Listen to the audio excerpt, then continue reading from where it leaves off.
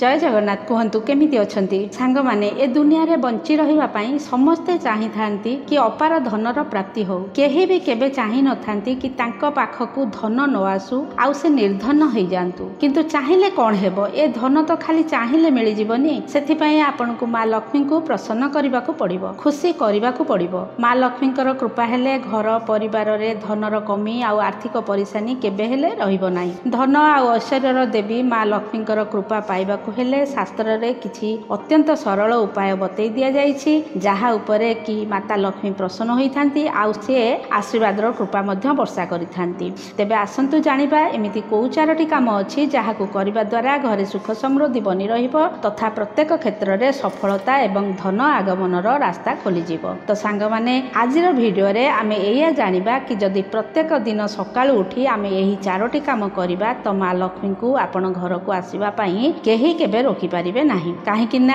आम समस्त को लक्ष्मी मांकर कृपा दरकार ही दरकार। एथर वीडियोटी आरंभ करबा पूर्वरु आपण मानकु मोर विनम्र निवेदन सेही पुराना कथा वीडियोटी को लाइक करंतु, शेयर करंतु, एहार फायदा आपण निश्चय उठांतु। आउ जदि आपण माने चैनल टी को सब्सक्राइब करि नाहंती तो चैनल टी को सब्सक्राइब करि देंतु। एमितिरे तो मां लक्ष्मी समस्तंकर कल्याण करिबा वाला देवी अटंती। आउ मां लक्ष्मी समस्तंक घर को आसी थांती मध्य, किंतु आमे माने ही एमिति कि आमे माने तांको संभाली करी रखी पारि न थाउ, किंतु जेते बेले आमे संभाली करी रखी पारि न थाउ तो मां लक्ष्मी आम उपरे रुष्ट होई चाली जांती। आपण माने निजे अनुभव करूथिबे आमे परिश्रम तो बहुत करि थाउ किंतु पैसा बंची न थाए। लक्ष करोड़ कमैला परे मध्य हाथ सबु बेले खाली को खाली होई रहि जाई थाए। तो एही सब समस्या पई कोन करिबा से विषय रे आसंतु जानिबा। प्रथम रे तो मां लक्ष्मीकर बाहर को जिबा रास्ता पूरा बंद करि दियंतु।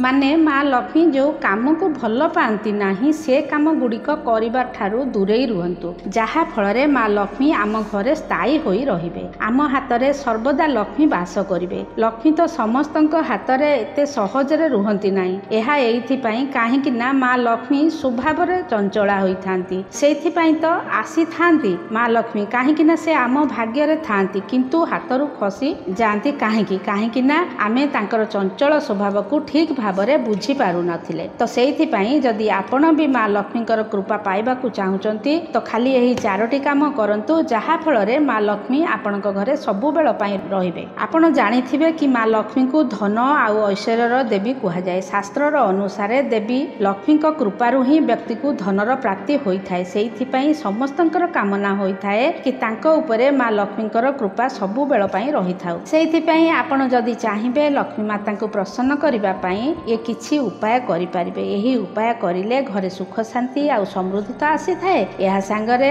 ए उपाय करिबा द्वारा बहुत शुभ कार्य शुभ होई थाए। एबे सर्वप्रथमे आमे समस्त को गोटे कथा ध्यान रखिबा दरकार कि निज घरे तुलसी गछ तो निहाती लगांतु। आउ सकाळु सकाळु स्नान करी जल निहाती चढ़ांतु। तुलसी गछरे साक्षात मां लक्ष्मीकर वास होई थाए। सेइथि पई तुलसी गछ को जल चढ़ाइबा द्वारा घरे सुख समृद्धि आसी थाए। तुलसी रे जल देबा समय रे भगवान आ विष्णुकर मंत्र ओम नमो भगवते वासुदेवाय नमोर उच्चारण मध्य करंतु। एपरि करिबा द्वारा मां लक्ष्मी सहित श्रीहरि भगवान विष्णुकर कृपा मध्य वर्षा होइथाए। शास्त्र रे एहाकु बहुत शुभ मना जाय थाए। एहा द्वारा आपनक मन रे सुख आउ शांति मिलिबा सहित मां लक्ष्मी प्रसन्न होइथांती। सेइथि पई एहाकु प्रतिदिन करिबा निहाती आवश्यक। लक्ष्मीकर कृपारु ही घरे पैसा आउ सुख दीटा जाक वास करिथाए। तेणु प्रतिदिन आपण तुलसी सेवा अवश्य करंतु। एहा नित्यांत आवश्यक। किंतु मने रखंतु तुलसी रे जेते बेले जल देबे से पानी केबे तुलसी मूलरु तळकु जेपरि न आसे। एहा शुभ होई न थाए, लक्ष्मी रहंती नाही। आउरी गोटे कथा कहि रखुची, जो घरे तुलसी रुहंती से घरे केबे भी तंत्र मंत्र गुणी गारडी नजर दोष कोनोसी भी जिनिस सफल होई पारि न थाए। काहारी टोटका हमर किछि भी बिगाड़ी न थाए। आपण देखिबे ए द्वारा हमर घरर तुलसी सुखी जाई थाए। एहार माने हमर घरर सबु मुसीबत सबु समस्या तुलसी माँ निज ऊपर को नहीं जाती। आउ आपणक घर को सुरक्षित कर दे थांती। सेइथिपाई आपणकर घर को संभाली करी रखंतु। प्रतिदिन संध्यारे एक दीप एक घीयर दीप निहाती तुलसी मूल रे जलांतु। जो घरे तुलसीकर सेवा होई थाए सेठारु लक्ष्मी केबे भी छाड़ी की जाती नाही। एबे दौलत पाइबा पई तो बहुत सारा रास्ता अछि, हेले इच्छा करुथिबा धन आउ आशीर्वाद प्राप्ति पई मां लक्ष्मी ही मार्ग प्रदान करिथांती। आउ आपणक घरे मां लक्ष्मी को स्थिर करिबा पई କିଛି ଉପାୟ ଯାହା ଦ୍ୱାରା ଆପଣ ବି ଆପଣଙ୍କ ଭାଗ୍ୟ ବଦଳେଇ ପାରିବେ। ଏହା ସାଙ୍ଗରେ ଆଉ ଗୋଟେ ଆବଶ୍ୟକ କଥା ଆପଣଙ୍କୁ କହିଦେଉଛି କି ସବୁବେଳେ ଭଲ କର୍ମ କରନ୍ତୁ, ଭଲ ଚିନ୍ତା କରନ୍ତୁ, ଭଲ ଭାବନା ରଖନ୍ତୁ, ଭଲ ବିଚାର ରଖନ୍ତୁ। ଦେଖିବେ ମାତା ଲକ୍ଷ୍ମୀ ନିହାତି ପ୍ରସନ୍ନ ହେବେ ଆଉ ଜଲ୍ଦି ହିଁ ମନ ଚାହିଁବା ସମ୍ପତ୍ତି ଆପଣଙ୍କୁ ପ୍ରାପ୍ତ ହେବ। ଯଦି ଆପଣ ଏପରି କରୁଛନ୍ତି ତ ମା ଲକ୍ଷ୍ମୀଙ୍କୁ ଆପଣଙ୍କ ଘରକୁ ଆସିବାକୁ କେହି ବି ରୋକିପାରିବେ ନାହିଁ। ମାନ୍ୟତା ଅଛି ଯେଉଁ ବ୍ୟକ୍ତି ଉପରେ ଦେବୀ ମା ଲକ୍ଷ୍ମୀ ଖୁସି ହୋଇଥାନ୍ତି ସେ ବ୍ୟକ୍ତି ଧନବାନ ହୋଇଯାଏ।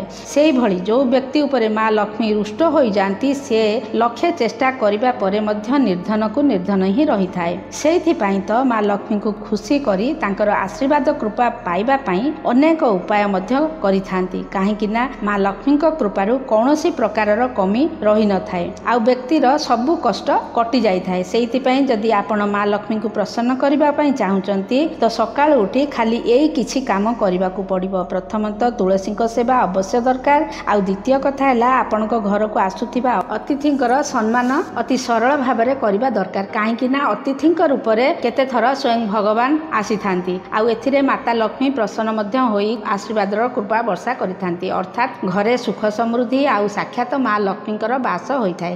ସେଥିପାଇଁ ଘରର ମହିଳାମାନଙ୍କୁ ଦରକାର କି ଧନର ଦେବୀ ମା ଲକ୍ଷ୍ମୀଙ୍କୁ ପ୍ରସନ୍ନ କରିବା ପାଇଁ ଏ କାମ ଅବଶ୍ୟ କରିବା ଦରକାର। କାରଣ ଯେଉଁ ଘରେ ଅତିଥିଙ୍କର ପ୍ରତି ବ୍ୟବହାର ଭଲ ହୋଇ ନଥାଏ ସେଠାରେ ଲକ୍ଷ୍ମୀ କଦାପି ରୁହନ୍ତି ନାହିଁ। ସେଇଥିପାଇଁ ଅତିଥିଙ୍କର ସତ୍କାର ବଡ଼ ଖୁସି ଆଉ ପ୍ରସନ୍ନତା ସହିତ କରିବା ଦରକାର। ତୃତୀୟ ଉପାୟଟି ହେଲା ଯାହା ଆଜିକାଲି କେହି କରୁନାହାନ୍ତି ସେ ହେଲା ଆମ ଘରର ରୋଷେଇରେ କମ୍ ସେ କମ୍ ଏକ ଜଳ ପାତ୍ର ଭରିକିରି ରଖିବା ନିହାତି ଦରକାର। ଯେଉଁ ପାତ୍ର କି ସବୁବେଳେ ଜଳରେ ଭରି ରହିଥିବା ଦରକାର, ଯାହା ଆଜିକାଲି କେହି କରୁନାହାନ୍ତି। କୁହନ୍ତୁ ତ ହଁ ନା ନାହିଁ? କେତେ ଜଣଙ୍କ ଘରେ ଏପରି ହୋଇଥାଏ ଜଳପୂର୍ଣ୍ଣ ପାତ୍ର ରୋଷେଇ ଘରେ ରଖିଥାନ୍ତି? କମେଣ୍ଟରେ ଆପଣମାନେ ନିଶ୍ଚିତ ଲେଖିବେ। କିନ୍ତୁ ମନେ ରଖିବେ ରାତିରେ ପାତ୍ରଟି ଭରା ହେବା ଦରକାର ଆଉ ସକାଳେ ତାର ସେଇ ପାଣିକୁ ବ୍ୟବହାରରେ ଆଣିବା ଦରକାର। ତେଣୁ ଆପଣଙ୍କ ରୋଷେଇ ଘରେ ଗୋଟେ ପାତ୍ର ସବୁବେଳେ ଜଳରେ ଭରି କରି ରଖନ୍ତୁ। ତା ସହିତ ଘରର ବାଥରୁମରେ ଭରା ହୋଇଥିବା ବାଲ୍ଟି ମଧ୍ୟ ରଖିବା ଦରକାର। ଅଧା ବାଲ୍ଟି ପାଣି ହେଲେ ମଧ୍ୟ ଚଳିବ, ଖାଲି ବାଲ୍ଟି କେବେ ବି ରଖିବା ନାହିଁ। ଖାଲି ବାଲ୍ଟି ରଖିବା ବହୁତ ଅଶୁଭ ହୋଇଥାଏ। ଯଦି ଆପଣଙ୍କ ପାଣି ଭରି ରଖିପାରୁନାହାନ୍ତି ତ ତାହେଲେ ବାଲ୍ଟିଟିକୁ ଓଲଟା କରି ରଖିଦିଅନ୍ତୁ।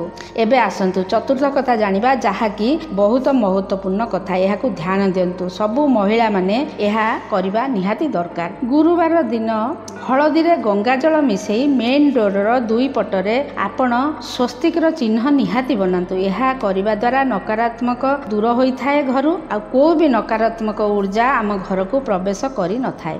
ଶେଷରେ ଏତିକି କହିବି କି ଲକ୍ଷ୍ମୀ ଘରର ମହିଳାମାନଙ୍କ ଉପରେ ପ୍ରସନ୍ନ ହୋଇଥାନ୍ତି। କାହିଁକି ନା ଆପଣ ଜାଣିଛନ୍ତି କେହି ବି କୁହନ୍ତିନି କି ଘରର ଲକ୍ଷ୍ମୀ ପୁରୁଷ ବୋଲି, ସମସ୍ତେ କୁହନ୍ତି ଘରର ଲକ୍ଷ୍ମୀ ସ୍ତ୍ରୀ। କାହିଁକି ନା ମହିଳାମାନଙ୍କର ଛୋଟ ଛୋଟ ବ୍ୟବହାରରୁ ବି ଲକ୍ଷ୍ମୀ ପ୍ରସନ୍ନ ହୋଇଥାନ୍ତି ଅଥବା ରୁଷ୍ଟ ହୋଇଥାନ୍ତି। ପୁରୁଷମାନଙ୍କର ତ ଏ ଦାୟିତ୍ୱ କି ସେ ଲକ୍ଷ୍ମୀ ରୋଜଗାର କରନ୍ତି ଆଉ ଘରର ଲକ୍ଷ୍ମୀଙ୍କୁ ହାତରେ ସମର୍ପି ଦେଇଥାନ୍ତି। ତେଣିକି ଘରର ଲକ୍ଷ୍ମୀ ସେ କଥା ଜାଣନ୍ତି କି ସେ କିପରି ଭାବରେ ସମ୍ଭାଳିବେ ସେ କଥା ତାଙ୍କୁ ହିଁ ଜଣାଥାଏ, ସେ ତାଙ୍କର କାମ। ସେଇଥିପାଇଁ ଭଗବାନ ଆପଣଙ୍କୁ ସଦ୍ବୁଦ୍ଧି ଦିଅନ୍ତୁ।